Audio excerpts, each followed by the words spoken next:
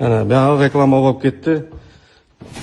O'zim mana onu tavsiya etsam, obunachilarimdan chisti shunday narsalarni tavsiya qilaman. Mana bugun Sirajdin ustani eshiklarini zakaz qildik. Eshiklardan umuman gap bo'lishi mumkin emas ekan. Sirajdin o'zingiz tushuntirib berasizmi eshiklarni? Assalomu alaykum amma. Mana eshiklarimiz Sanjaramiz zakaz berdi ve borib bu eshiklarimiz tarifine geladigan bo'lsak MDF Crashing'ni börtme shtafi deb aytiladi. Bu bezeklarning oltin svet bezeklar bilan berilgan. Qullablari 4 dan.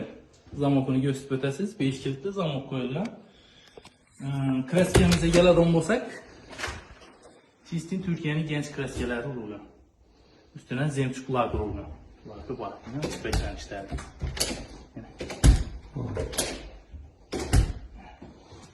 Bu tarafı. Bana gelsek yine bu işimiz aynalı varyantlı işledik.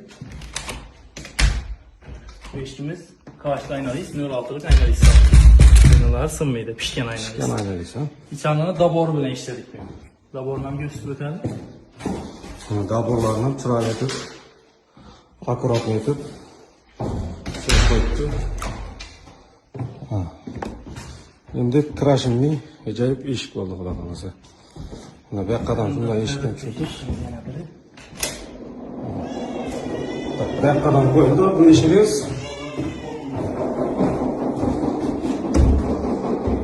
Bu eshigimiz laminatda ishlab berdik. Şu eshikka o'xshatib ishladik. Yani bu eshiklarimiz ham sifat shu va shu.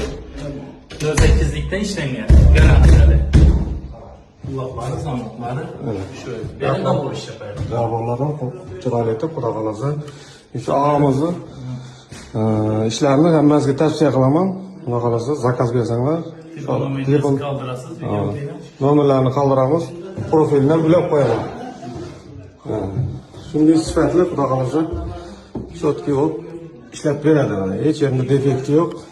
Aynalar ham pishgan, aynalishdan qo'yib beradi. İşte vaktinde geldim sence. Vaqtimda keldi, xudo xolasa sizlardan mingdan roziman. Sog' bo'linglar.